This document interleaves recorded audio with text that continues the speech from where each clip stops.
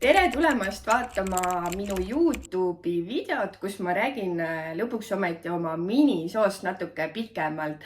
Näitan teile kalasid, oma putukaid ja nii edasi. Nii et võtke endale üks mõnus positsioon, kus te saate istuda, teetassikene või kohvitassikene kätte ja nautige minu miniloomaaeda.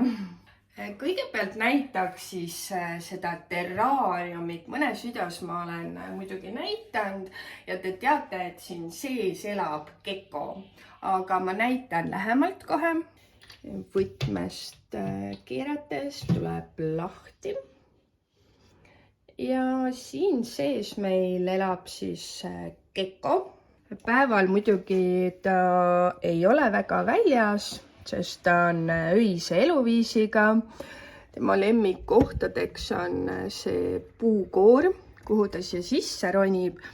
Ja see on nii võssa siin kasvanud. Ja siin alumises puukoores ta pesitseb ka. Tema lemmikkohad on.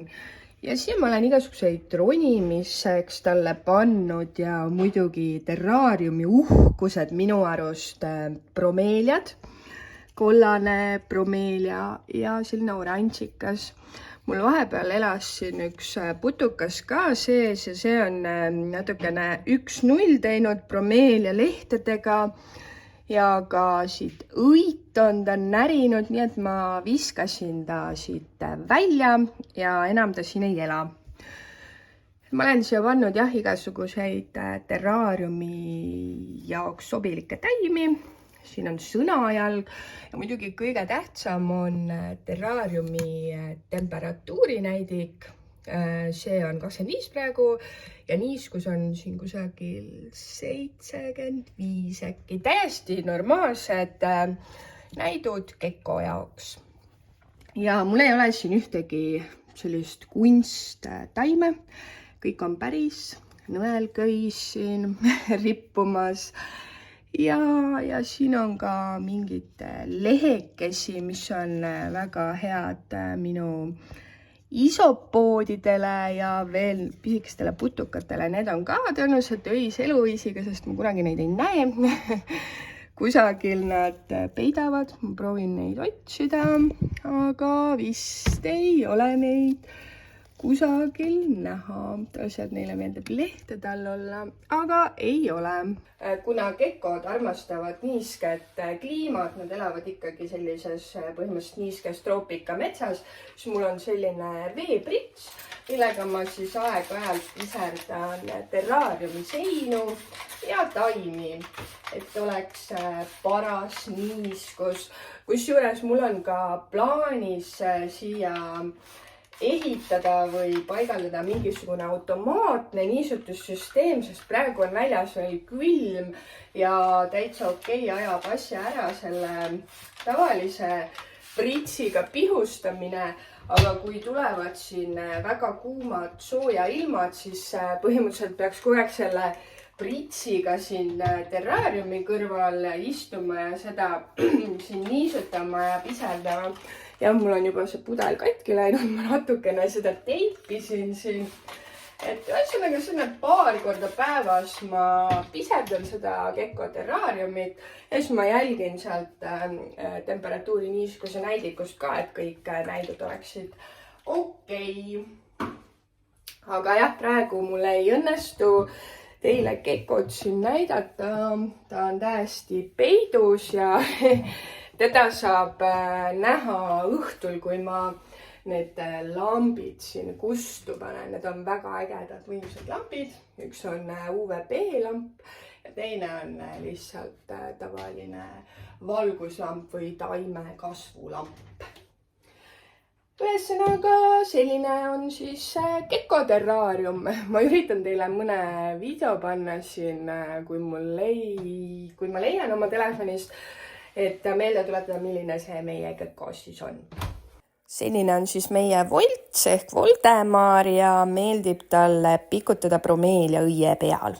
Järgmised on 2 akvaariumit. Ma jõudsin siin vahepeal juba ümberkorraldusi teha Siin elab sinine kala ehk siis tema nimi on Antonio ja siin on meie uus kala, selline enamasti on ta punast värvi, aga natuke ka sinist, on siis Diego.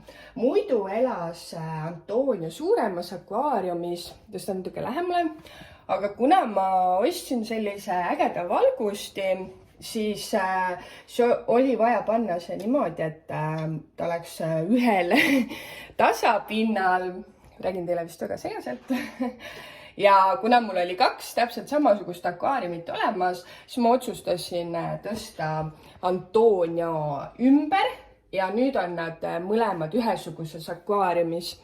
Jällegi siin on Antonio ja Diego akvaariumis on ainult päris taimed, kunsttaimi ei ole. Peast ma nende taimede nimesid ei tea, aga mul on need üles kirjutatud, et kui kellelgi on huvi, mis taimed siin kasvavad, kommenteerige ja ma võin teile need nimed öelda.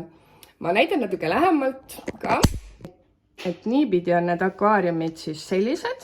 Siinpool elab Antonio. Antonio vaesekene teeb jälle siia mullikesi, kes mäletab, siis need mullikesed on emase kala jaoks, et ta saaks siia pisikesed kalapojakesed panna, aga emast kala ei tule. Kusjuures ma tõstsin ka krevetid siia Antonio akvaariumisse. Siin on näha, on punased krevetid. Ja siis on sellised läbipaistvad või rohelised või peaaegu maapinnaga ühte värvi krevetid. Need on siis akvaariumi või dekoratiivkrevetid, et need ei ole söömiseks. Nendest kõhtu täis ei saa. Minu arust on nad väga nunnud. Kogu aeg käed-jalad käivad neil ja midagi nad siin toimetavad. Et vaatame, mis temperatuur näitab siin. Minu meelest on 25 kraadi, mis on väga okei. Ja siin kõrval akvaariumis elab siis meie kõige uuem uustulnuk Diego. Minu arust on ta tõeline kaunitar. Tal on natuke veel raskusi vist kohanimisega, ta on natuke närviline, elanud ju kahjuks loomapoes mingisuguses tikutopsis. Et minge vaadake, kui õnnetud need petad on, kes elavad loomapoes tikutopsis. Ja samuti on mul siin päris taimed. Siin akvaariumis Diego juures mul ühtegi krevetti ei ole. Ja niimoodi nad siin koos elavad. Et tõesti nagu minu arust akvaariumite kaunitarid on meie Antonio ja Diego. Et kes veel küsib, miks neid kokku ei tohi panna, siis tegemist on petadega ehk siiami tapluskaladega ja nad, ütleme nii, et nad ei salli teisi kalasid, hakkavad kiusama ja nad on hästi territoriaalsed, mõlemad on isased, nagu te teate. Minu arust loomapoes ei müüdagi emaseid petasid. Ja sellepärast nad elavadki siin eraldi akvaariumites, aga ma arvan, et nad on päris rahul. Liigume siis meie kõige suurema akvaariumi juurde. See on siis kuppide, mollide, põhjakoristajate ja ühe akvaarium. Lisaks tõstsin ma siia ka meie 2 tigu, Marv ja Harry. Ja neil on siin väga mõnusalt ruumi. Ma tõstan natuke veel lähemale, et oleks võib-olla paremini näha.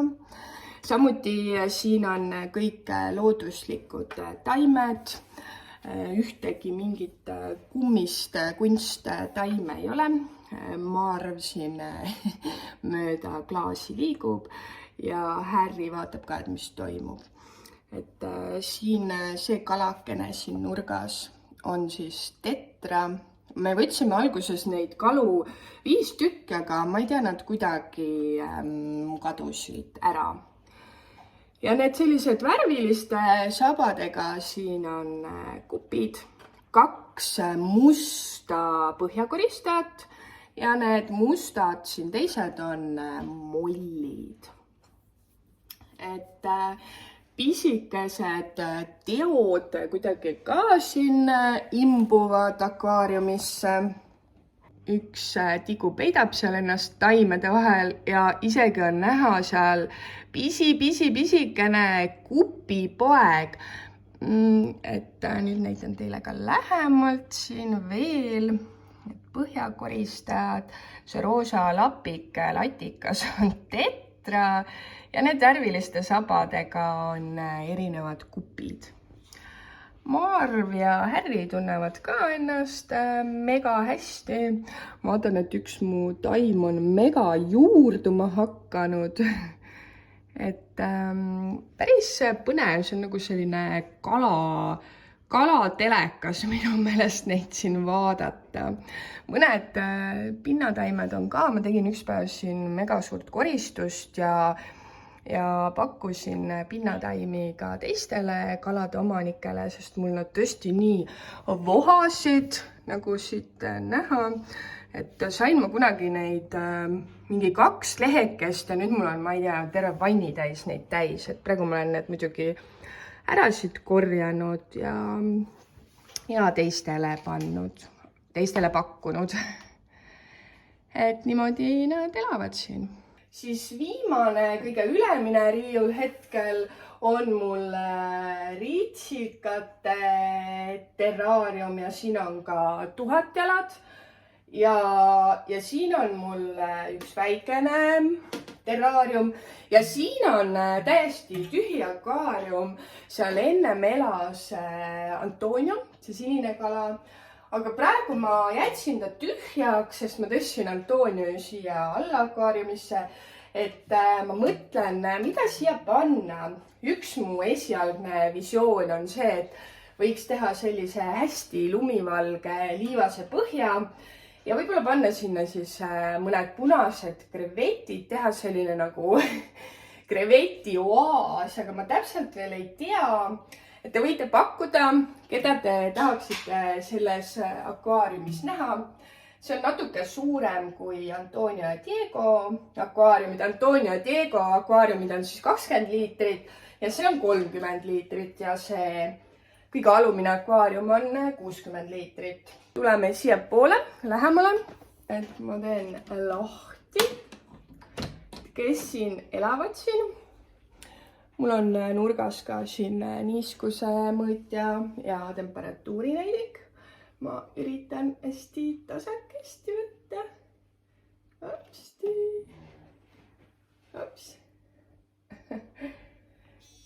Siin on siis ritsikas. Nimelt siis raagritsikas.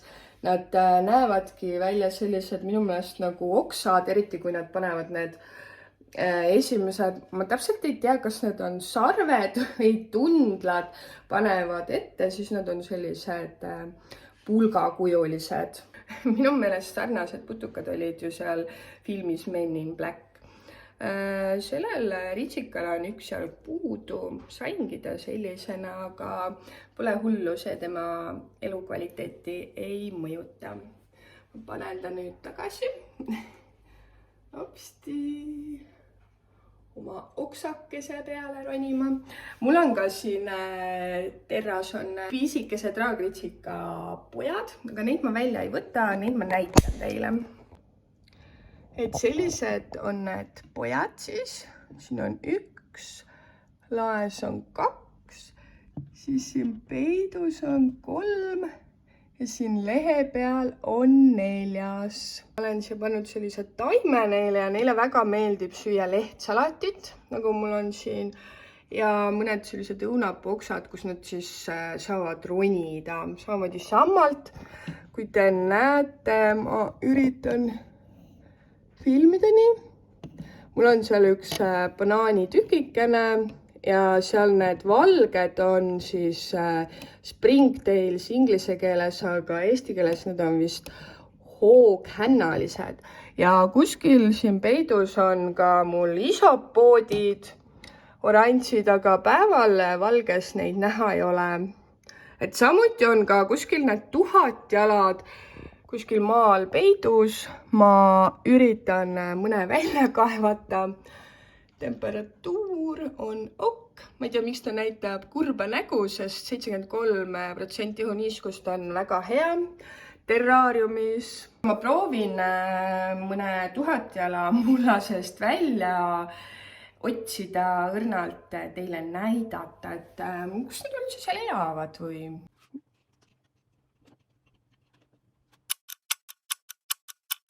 Ma ei tea, kus mu 1000 jalad on, aga ma tõstan selle terra korraks alla ja siis proovin uuesti leida mõne 1000 jala. Vabandust minu mullased käed, aga ma leidsin vähemalt ühe isopoodi ülesse. Nad koristavad terraariumis selliseid kõdunud lehti, sammalt, toidujäätmeid ja nii edasi. Ta on nii kiire, et hullumaja nagu mingi kiirjooksja. Minu arust väga nummid näevad välja. Sellised sarvekesed ja nuinukesed. Kusjuures ma ei ole ikka 1000 jalgu veel üles leidnud, aga ma jätkan nende otsimist. Leidsin 1000 jala ülesse. Ja mis nendele putukatele meeldib minu kellarihma vahele ronida. Kuku! On nii kiired, et selline väikene armas 1000 jalg. Et kui te jõuate ära lugeda, siis kas tal on tõesti 1000 jalga. Minu arust nii lahedad tegelased. Jälle ronitakse, kui kõdi on, kui ta ronib sinna alla. Et neid 1000 jalgu peaks mul seal terraariumis olema mingisugune 5 tükki, aga nad on nii edukalt ennast ära peitnud, et ma ei leia üldse neid ülesse. Aga paneme selle 1000 jala nüüd ära oma terraariumisse. Paneme ära ta siia. Ops. Opsti. No. Tahagi mul sõrme juurest lahti tulla. Ops. Kaevub sinna mulla sisse ära. Valged sellised pisikesed on kõik need springtails või hoogkännalised. Et mul on plaanis tegelikult see terraarium ka natukene ümber kujundada. Tahaks natuke mingisuguseid lehti siia juurde panna ja oksi, et oleks mõnusam ronida. Et seal laes on need ritsikad, suured ja väikesed. Ja nüüd on ainult saba paistmas, neile meeldib täiega mulla sees elada. Ja siis siin täitsa pisikeses karbikeses, ma ei mäleta, kas ma juba ütlesin, aga siin on ka need samad valged putukad. Siin ei ole vist väga hästi neid näha, aga need samad springtails või hoogkännalised. Ma kasutan seda sõna springtail sellepärast, et minu arust nende kohta on ingliskeelset materjali kõige rohkem. Et sellised pisikesed terraariumi korrastajad. Et neid läheb alati vaja, kui on terraarium, siis nad hoiavad terraariumi puhtana. Ja minu arust sai nüüd ring täitsa peale. Ja selline ongi mini-zoo, mini-loomaaed. Et kindlasti on mõtteid, keda mida võiks tulevikus veel juurde võtta. Aga teie likeige, kommenteerige ja subscribe'ige ja aitäh, et vaatasite. Tšau!